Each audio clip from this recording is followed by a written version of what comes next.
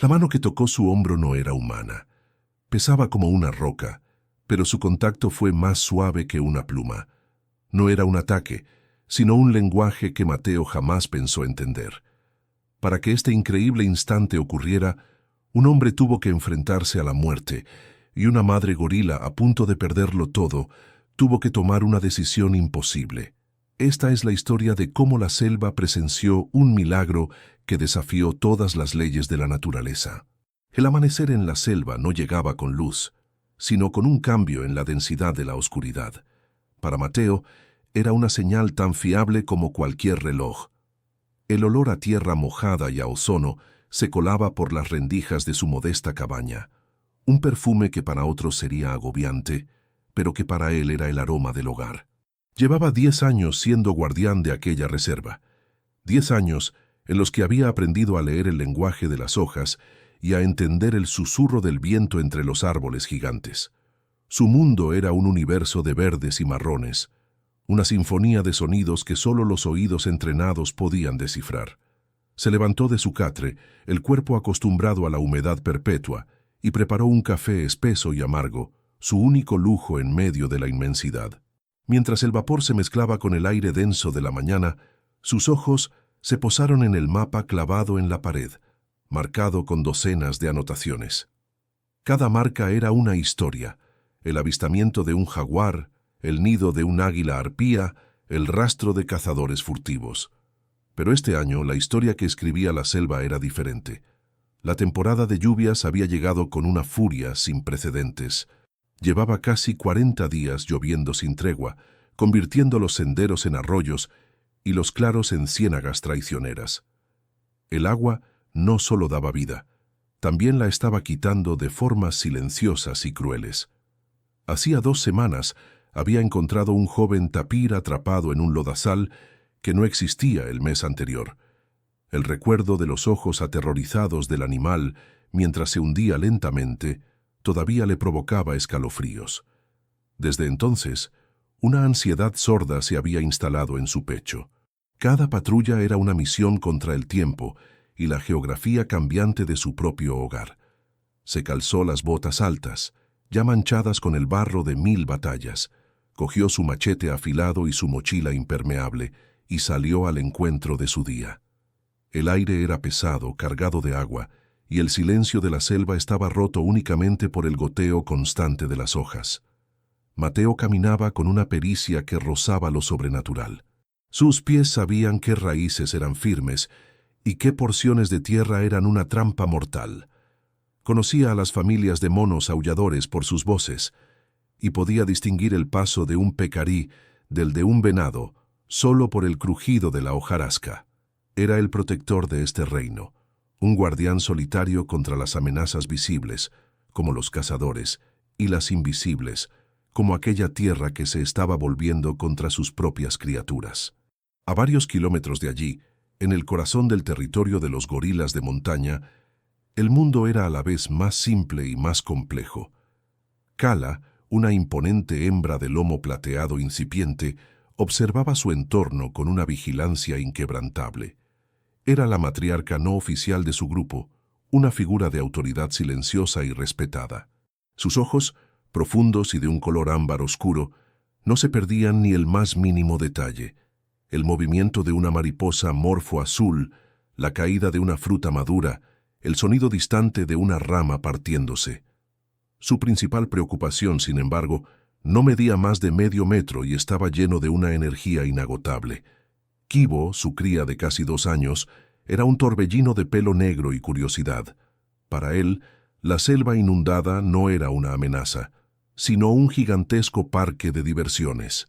Chapoteaba en los charcos con un deleite contagioso, perseguía ranas de colores brillantes y trataba de imitar los imponentes golpes de pecho de su padre, el gran líder del grupo, produciendo apenas un sonido hueco y adorable que provocaba suaves gruñidos de diversión en los adultos. Kala nunca lo perdía de vista. El vínculo entre ellos era una cuerda invisible y poderosa. Si Kibo se alejaba demasiado, un simple carraspeo de su madre bastaba para que regresara corriendo a refugiarse entre sus piernas. Ella le enseñaba qué hojas eran las más sabrosas, cómo construir un nido para dormir y, lo más importante, a quién temer. Los humanos eran una sombra en sus instintos, una advertencia transmitida de generación en generación, un olor extraño, una presencia que no pertenecía a la armonía de la selva. Pero en ese momento, el peligro no tenía olor humano. Estaba justo frente a ellos, disfrazado de inocencia.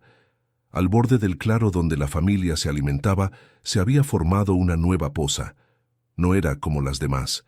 El agua que se acumulaba en la superficie ocultaba una trampa de lodo espeso y pegajoso, un fango profundo creado por la erosión de las lluvias incesantes. Estaba cubierto por una fina capa de hojas y ramas caídas, dándole la apariencia de tierra firme. Una ilusión mortal. Kibo, en su juego eterno, vio una flor de un rojo intenso flotando justo en el centro de aquella superficie aparentemente sólida. Impulsado por su curiosidad infantil, y sin que Kala pudiera reaccionar a tiempo, corrió hacia ella. El suelo bajo sus pies no crujió. Simplemente desapareció. El mundo de Kibo se inclinó y luego se disolvió en una succión fría y espesa. Por una fracción de segundo, la sorpresa silenció su instinto. No hubo un chapoteo, como en los charcos que tanto amaba, sino un hundimiento denso, un abrazo pesado que le robaba el aliento. El aroma de la flor roja fue reemplazado instantáneamente por el olor agrio y antiguo de la tierra en descomposición. Pataleó, esperando encontrar fondo firme, pero sus pequeñas extremidades solo lograron agitar el fango, que parecía cobrar vida, aferrándose a su pelaje y tirando de él hacia abajo con una fuerza implacable. Fue entonces cuando el pánico puro y primario estalló en su pequeño pecho.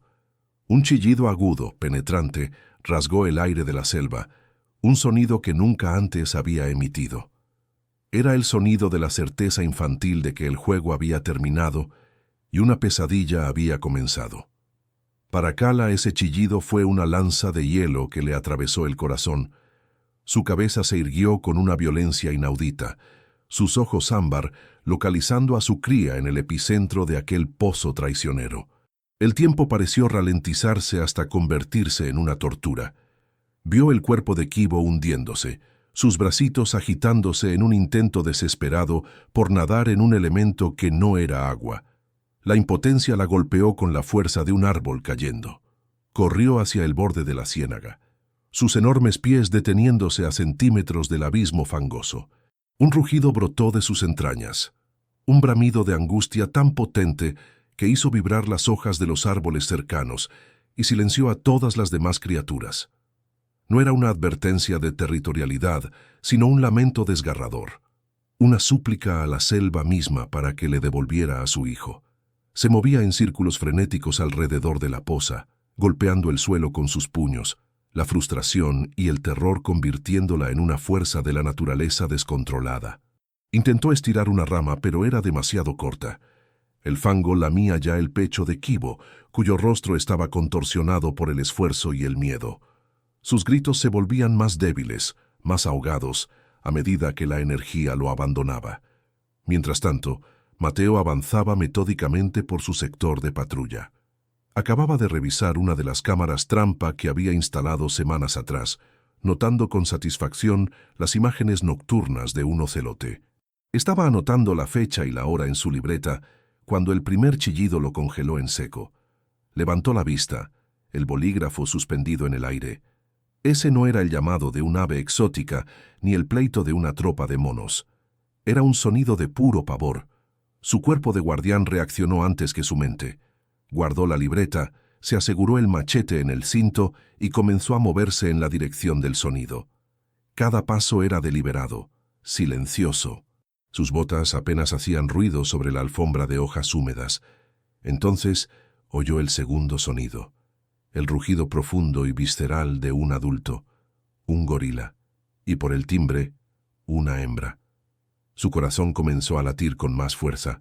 La combinación era alarmante. Un grito de cría seguido por un bramido de adulto solo podía significar una cosa: un ataque de depredador o un accidente grave. Aceleró el paso, su mente trabajando a toda velocidad, evaluando las posibilidades. ¿Un leopardo? ¿Una serpiente? ¿O quizás cazadores furtivos? La idea hizo que la sangre le hirviera en las venas. Se movió con mayor urgencia, utilizando los troncos de los árboles como cobertura, su silueta confundiéndose con las sombras. Los sonidos se hicieron más claros, más desesperados. Podía distinguir ahora la angustia en el rugido de la madre, una nota de dolor que trascendía las barreras de las especies. Ya no era solo un guardián cumpliendo con su deber, era un ser vivo respondiendo a una llamada de auxilio inequívoca. Se agachó detrás de un enorme helecho arbóreo, cuyas frondas le ofrecían un escondite perfecto. El olor a lodo y a pánico flotaba en el aire. Contuvo la respiración y con extremo cuidado separó dos hojas gigantescas para asomarse. Lo que vio lo dejó sin aliento. La escena era un cuadro de pesadilla enmarcado en la belleza paradisíaca de la selva. Allí estaba la poza de lodo, más grande y ominosa de lo que había imaginado. En su centro, apenas la cabeza y los hombros de un pequeño gorila eran visibles sobre la superficie marrón y burbujeante. Sus ojitos, desorbitados por el terror, se encontraron con los suyos por una milésima de segundo. Y allí a solo unos metros estaba la madre, una magnífica gorila, su pelaje negro brillando bajo la luz filtrada, completamente deshecha por la desesperación. Golpeaba el suelo, arrancaba plantas de raíz y emitía lamentos guturales que parecían provenir del alma misma del mundo. En ese instante, Mateo dejó de ser el guardián forestal Mateo. Era simplemente un testigo del dolor más universal que existe, una madre viendo a su hijo morir sin poder hacer absolutamente nada. El protocolo, las reglas, los años de entrenamiento que le decían que no debía intervenir, que la naturaleza debía seguir su curso, se desvanecieron como el humo. El mundo de la observación y el mundo de la acción chocaron violentamente dentro de él. Justo en ese momento de parálisis, mientras su mente y su corazón libraban una batalla, la cabeza de la gorila se giró bruscamente. Sus ojos, inyectados en sangre por la angustia, se clavaron en los de Mateo. Su dolor se transformó en una fracción de segundo en una furia incandescente al ver la figura de un humano. La amenaza acababa de cambiar de rostro. ¿Ya imaginaste vivir algo así? Deja en los comentarios desde dónde nos estás viendo. Y no te olvides de suscribirte. El universo entero se contrajo a los dos puntos de luz furiosa que eran los ojos de Kala. En el instante en que su mirada se encontró con la de Mateo, el dolor de la madre gorila se transmutó, se incineró y renació como una rabia pura y volcánica. Para ella, la ecuación era terriblemente simple. Su cría estaba muriendo, y un humano, la criatura que sus ancestros habían aprendido a temer como el presagio de la destrucción, había aparecido para presenciar su tragedia. No podía ser una coincidencia. Era una amenaza, un depredador, un demonio surgido de las sombras para reclamar lo que más amaba. Con un bramido que pareció desgarrar el tejido mismo del aire, Kala se irguió sobre sus patas traseras, alcanzando una altura intimidante. Se golpeó el pecho con una serie de golpes sordos y resonantes, un tambor de guerra que anunciaba una violencia inminente. Cada impacto era una promesa de muerte para el intruso que osaba profanar su santuario de dolor. Un escalofrío eléctrico recorrió la espina dorsal de Mateo. Cada fibra de su ser, afilada por 10 años de experiencia en la selva, le gritaba que retrocediera. El manual de supervivencia que había memorizado hasta el punto de la obsesión se recitaba en su mente. No corras, no muestres los dientes, no lo mires directamente a los ojos, hazte ver pequeño, retrocede lentamente. Su cuerpo comenzó a obedecer por instinto, dando un imperceptible paso hacia atrás. Pero entonces un sonido débil y lastimero desvió su atención. Fue un gemido ahogado de Kibo, cuya cabeza apenas se mantenía por encima de la superficie del fango. El niño luchaba, pero sus movimientos eran ahora espasmos lentos y torpes, la energía vital abandonándolo con cada segundo que pasaba en el abrazo letal de la ciénaga. En ese momento, el manual de supervivencia se hizo cenizas en la mente de Mateo. No podía irse. Darle la espalda a esa criatura no sería un acto de prudencia, sino de cobardía. Se quedó inmóvil, atrapado entre una muerte segura frente a él y una muerte segura a su lado. La gorila no esperó más. Lanzó su imponente cuerpo hacia adelante en una carga explosiva. La tierra pareció temblar bajo sus pies. No corría, devoraba la distancia entre ellos con zancadas poderosas que levantaban trozos de tierra y vegetación. Sin embargo, algo en la quietud de Mateo la desconcertó. No corría, no gritaba, simplemente estaba allí, una figura extrañamente calmada en medio del caos. A unos 5 metros de él, Kala se detuvo abruptamente, levantando una cortina de lodo y hojas. El olor de su furia, una mezcla almizclada de adrenalina y poder, golpeó a Mateo como una pared física. Volvió a rugir, esta vez mostrando una dentadura formidable, cada canino afilado como una daga. Era una exhibición de fuerza diseñada para aterrorizar y paralizar a su oponente antes del ataque final. Mateo sabía que el siguiente movimiento definiría todo.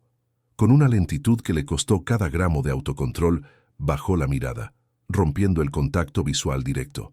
Era una señal de sumisión en el lenguaje de los primates, un gesto que decía, «No te desafío». Luego, muy despacio, comenzó a arrodillarse sobre una rodilla. Quería hacerse más pequeño, menos amenazante. Mientras lo hacía, comenzó a hablar. No eran palabras coherentes, sino un murmullo bajo y rítmico, un sonido suave y constante. «Tranquila, tranquila, mamá. Estoy aquí para ayudar. Shh, tranquila». El significado era irrelevante. El tono lo era todo. Era la misma voz que usaría para calmar a un animal asustado, una letanía de calma en un océano de pánico. El cerebro de Kala, programado para decodificar amenazas, no supo cómo procesar esa señal. La postura sumisa y el sonido tranquilizador del humano chocaban violentamente con su instinto, que le gritaba que lo destrozara. Vaciló. Su furia seguía ardiendo, pero una astilla de confusión se había clavado en ella. Su cabeza se giraba en espasmos, mirando alternativamente al humano inmóvil y a la mancha oscura en la poza de lodo donde su hijo se desvanecía. Los gemidos de Kibo eran ahora casi inaudibles, burbujas de aire que rompían la superficie con un sonido desolador. La urgencia de la situación de su cría luchaba contra su instinto de atacar al intruso. Este conflicto interno la mantenía anclada en su sitio, una estatua de furia y desesperación. Viendo esa mínima ventana de duda, Mateo supo que tenía que hacer algo más. Su machete, su única herramienta y su principal arma de defensa, colgaba de su cinturón. Con un movimiento increíblemente lento y telegrafiado, levantó la mano, no hacia el arma, sino mostrándola vacía. Luego, con la misma parsimonia, la bajó hasta la empuñadura del machete. Los músculos de Kala se tensaron de nuevo. Un gruñido bajo vibró en su pecho. Esperaba el ataque. Pero en lugar de desenfundarlo, Mateo desabrochó la correa que lo sujetaba. Tomó una decisión que iba en contra de 30 años de instinto y 10 de entrenamiento. Dejó caer el machete al suelo. El sonido metálico y sordo del acero al chocar con la tierra húmeda fue como un trueno en la quietud. Se había desarmado voluntariamente. Se había vuelto vulnerable. Ese acto fue un lenguaje que Kala, de alguna manera, pareció comprender. No era el comportamiento de un cazador. No era la acción de un depredador. La agresión en sus ojos no desapareció, pero se atenuó, como brasas cubiertas por una fina capa de ceniza. Su respiración seguía siendo agitada, pero los rugidos cesaron, reemplazados por gemidos profundos y ansiosos. Su atención se desvió casi por completo hacia su hijo. El tiempo para la diplomacia, para la comunicación no verbal, se había agotado. Kibo ya no luchaba. Solo la parte superior de su cabeza y un bracito tembloroso permanecían visibles sobre la superficie del monstruo silencioso que se lo estaba tragando. Mateo se dio cuenta, con una claridad helada, de que tenía segundos, no minutos. La tensión no se había roto, simplemente había cambiado de forma. Ya no era una confrontación entre él y la madre. Ahora era una carrera desesperada de ambos contra la muerte. Y él era el único que podía, tal vez, hacer algo. El tiempo se había agotado. La ventana de oportunidad, si es que alguna vez existió, se estaba cerrando con la misma lentitud implacable con la que el fango se tragaba a Kibo. Mateo sabía, con una certeza que le helaba la sangre, que cualquier vacilación adicional sería una sentencia de muerte para el pequeño. La diplomacia silenciosa con la madre había terminado. Ahora comenzaba la guerra contra la física y la desesperación. Levantándose de su posición arrodillada, sus movimientos ya no eran los de un suplicante, sino los de un hombre con un propósito inquebrantable. Sus ojos, acostumbrados a escanear la maleza en busca de peligros, ahora buscaban una salvación, una herramienta que la propia selva pudiera ofrecerle. Y entonces la vio. A unos pocos metros, medio oculta bajo un manto de enredaderas, yacía una rama larga y robusta, un tronco joven arrancado de raíz por la tormenta de la semana anterior. No era perfecta, pero era gruesa y lo suficientemente larga. Era su única esperanza. Cada paso hacia esa rama fue una negociación con la muerte. Kala lo seguía con la mirada, un depredador enjaulado por la duda. Sus músculos estaban tensos como cuerdas de acero, listos para lanzarla al ataque al menor indicio de traición. Un movimiento demasiado rápido, un gesto mal interpretado, y todo acabaría en un torbellino de violencia.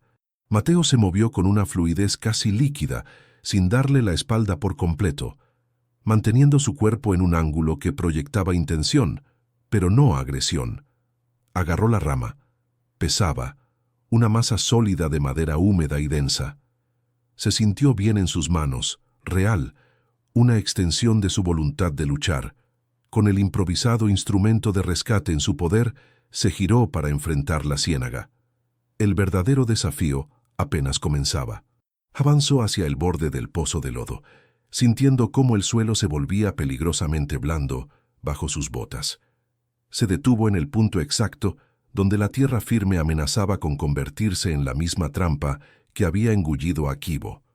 Kala, al verlo acercarse tanto a su cría, emitió un gruñido profundo, un rumor subterráneo que era una advertencia final. «Estoy de tu lado», susurró Mateo al viento, las palabras más para sí mismo que para ella. Con todo el cuidado del mundo, extendió la rama sobre la superficie fangosa. El extremo se hundió ligeramente en el lodo. «Aquí, pequeño, agárralo», exclamó con una voz firme pero suave, tratando de penetrar el velo de terror que envolvía al pequeño gorila. Kibo, con los ojos casi cerrados por el agotamiento, pareció reaccionar a la vibración en la superficie. Su único brazo libre se agitó débilmente, buscando a tientas en el espeso caldo marrón. Sus deditos rozaron la madera una vez, luego otra. Por un instante desgarrador, pareció que no tendría la fuerza para asirla. Mateo acercó la rama un poco más, casi perdiendo el equilibrio. «Vamos, campeón, tú puedes, agárrate fuerte». Y entonces, como un milagro, los pequeños dedos se cerraron alrededor del extremo de la rama. No era un agarre firme, sino la presión desesperada de un náufrago. Era suficiente.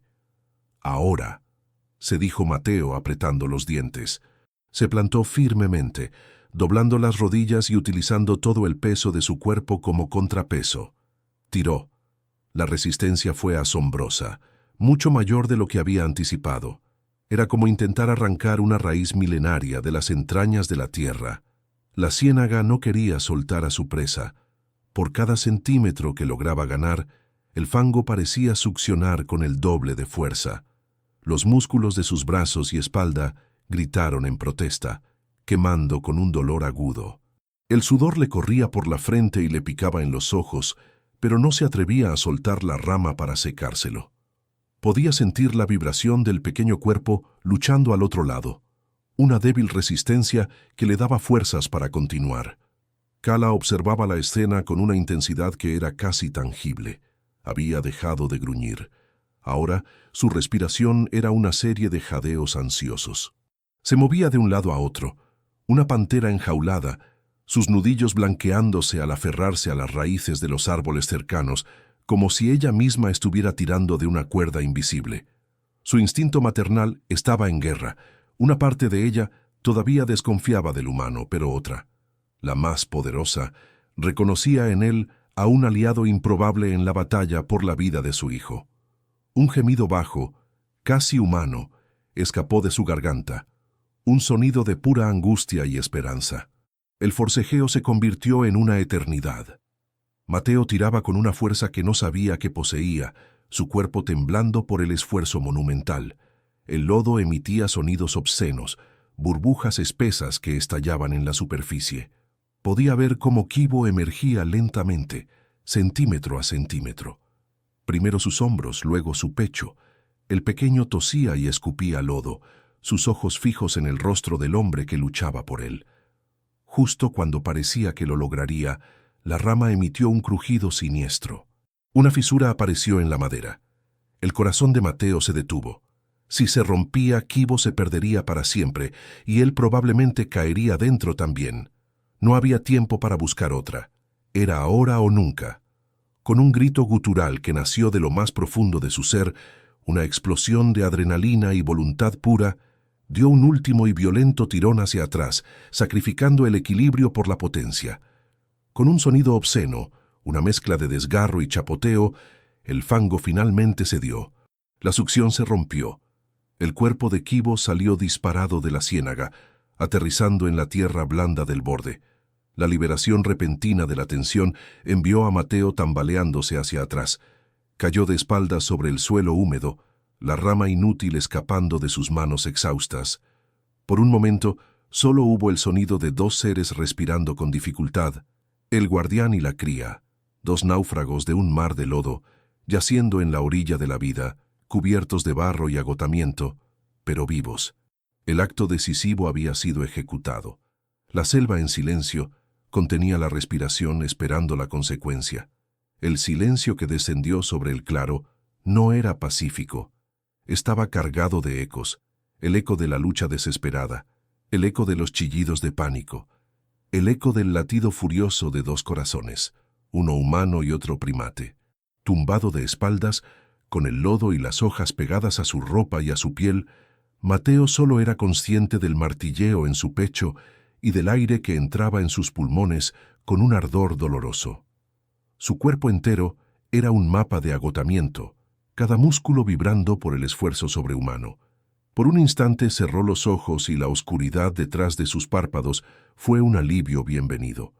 La misión había terminado, el rescate había sido un éxito, había ganado.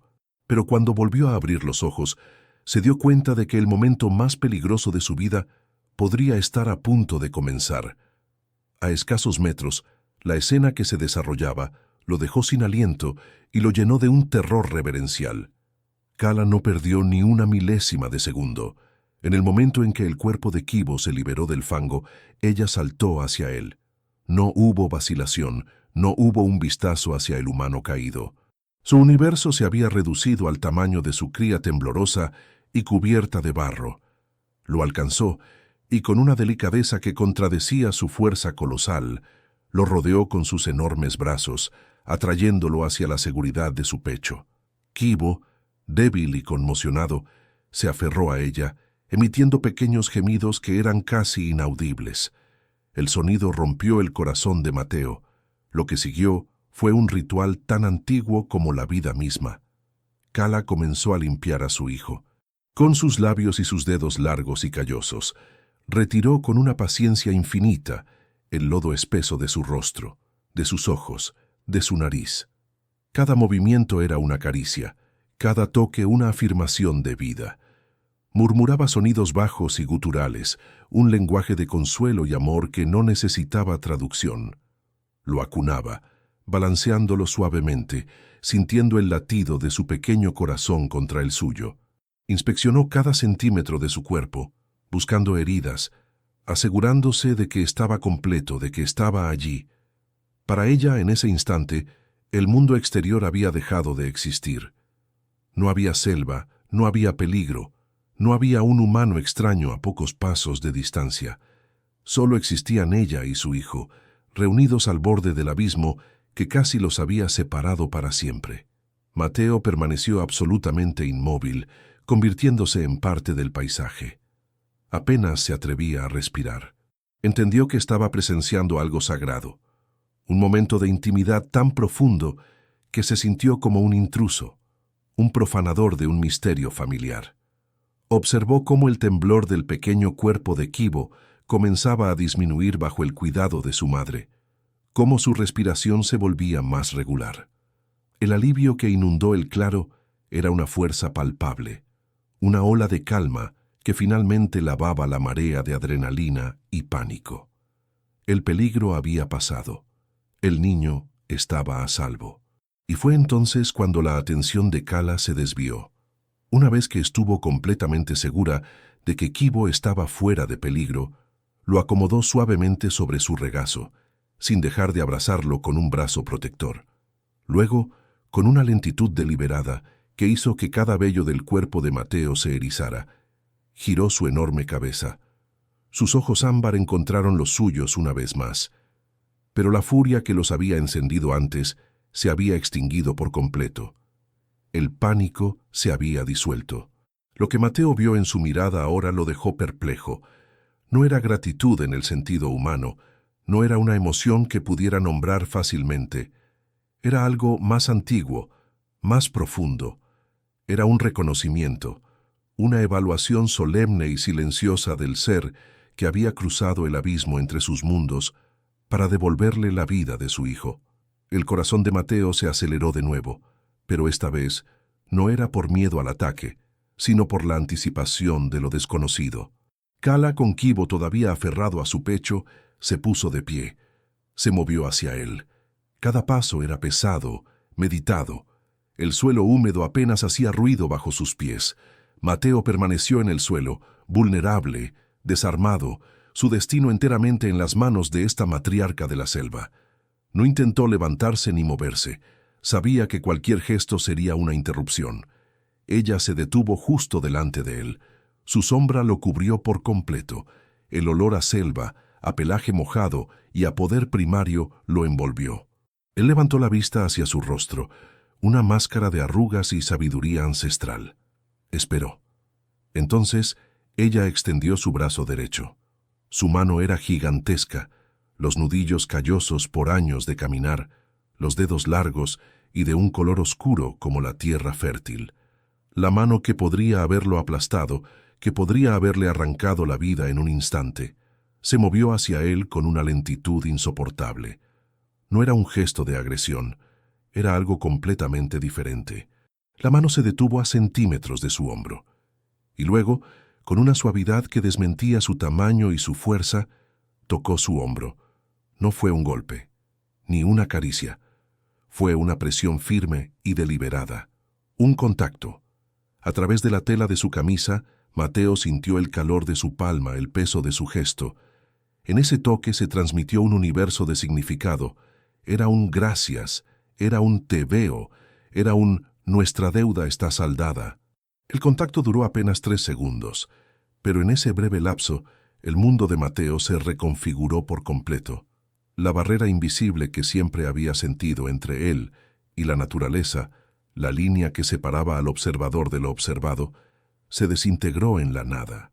En ese momento no eran un humano y un gorila, eran simplemente dos seres que entendían el lenguaje universal del sacrificio y la pérdida.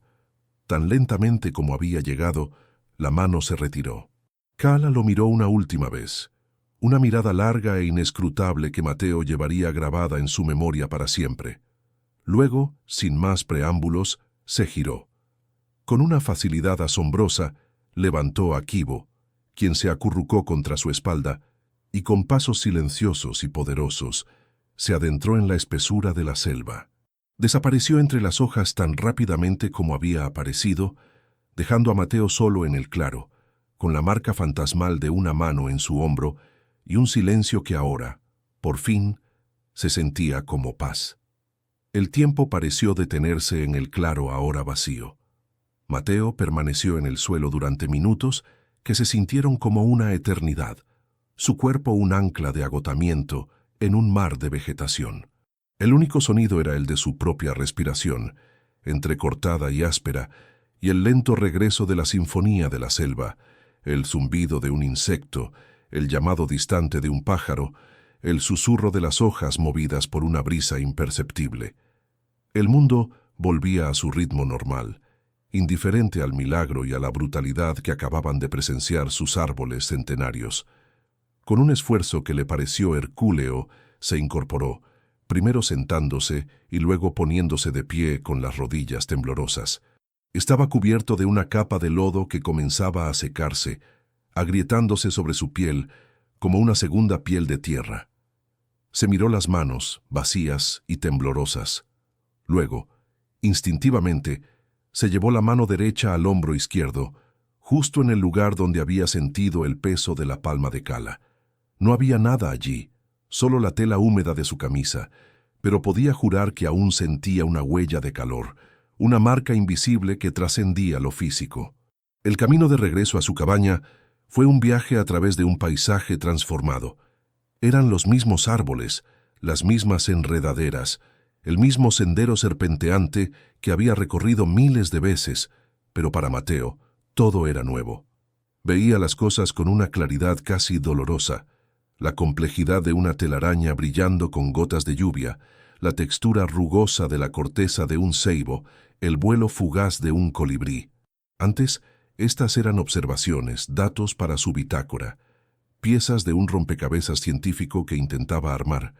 Ahora, eran manifestaciones de una conciencia interconectada de la que él, por un breve y aterrador instante, había formado parte. Ya no se sentía como un guardián observando su reino desde una atalaya invisible.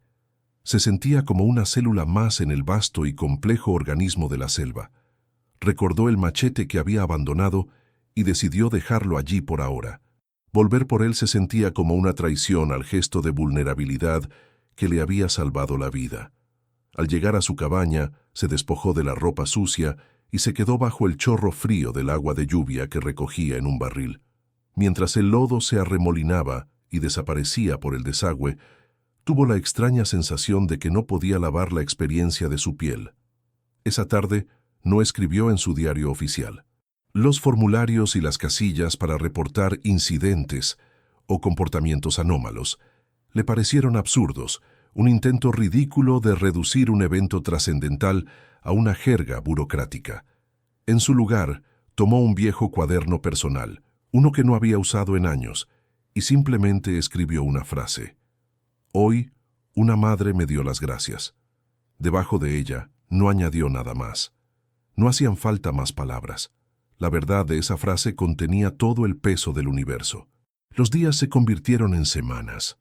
Mateo continuó con sus patrullas, su rutina aparentemente sin cambios. Reparó puentes de cuerda, limpió senderos bloqueados por árboles caídos y buscó rastros de cazadores furtivos con una diligencia renovada. Pero su enfoque había cambiado. Antes, su vigilancia estaba impulsada por el deber. Ahora, estaba impulsada por un sentido de parentesco. Cada vez que se adentraba en el territorio de los gorilas, su corazón latía con una mezcla de respeto y anhelo. No los buscaba activamente, pues entendía que el regalo que había recibido era precisamente el de la distancia y el respeto mutuo. Sin embargo, a veces la selva se lo concedía. La primera vez que los volvió a ver fue unas 2 semanas después. Estaba observando desde la cima de una pequeña colina cuando los vio en un claro comiendo brotes de bambú. Su corazón dio un vuelco al identificar a Kibo. Ya no era la criatura aterrorizada y frágil de la ciénaga. Era un torbellino de energía, persiguiendo a otro joven gorila, rodando por la hierba con una alegría incontenible. Estaba sano, estaba vivo. Entonces, como si sintiera su presencia, Kala levantó la vista de su comida. Sus miradas se cruzaron a través de la distancia de casi 100 metros. No hubo ningún gesto, ningún sonido, pero tampoco hubo la más mínima señal de alarma. Simplemente lo sostuvo en su mirada durante un largo momento, un reconocimiento silencioso que atravesó el espacio entre ellos. Luego, con una calma majestuosa, volvió a su bambú. Era un mensaje claro. Te veo. No te he olvidado. Pero este es mi mundo y ese es el tuyo. Este se convirtió en su legado silencioso, Un puñado de encuentros fugaces a lo largo de los meses siguientes, siempre a distancia, un entendimiento tácito que no necesitaba palabras ni gestos. Mateo aprendió que la conexión más profunda no siempre requiere proximidad. A veces se manifiesta en el respeto por el espacio del otro, en la gratitud silenciosa por una vida salvada, en el reconocimiento de que todos los seres vivos comparten el mismo anhelo fundamental: proteger a los suyos. El incidente nunca apareció en ningún informe oficial. Fue un secreto guardado entre un hombre, una madre gorila y la selva que los había unido. Mateo comprendió que su verdadero trabajo no era solo proteger a los animales de los humanos, sino proteger la idea de que la empatía es el único puente real que puede cruzar el abismo de nuestras diferencias. ¡Qué final increíble! ¿Qué harías tú en esa situación? Comenta tu opinión y suscríbete para no perderte ninguna de nuestras historias. La historia de Mateo no terminó con un rescate heroico, sino con una transformación silenciosa. Se convirtió en un guardián no solo del bosque, sino de una verdad frágil y poderosa, que en el corazón de la naturaleza más salvaje, en el lenguaje que no tiene palabras, reside la misma emoción que nos hace humanos. La gratitud de aquella madre no fue solo un recuerdo increíble, se convirtió en la brújula que guiaría el resto de sus días.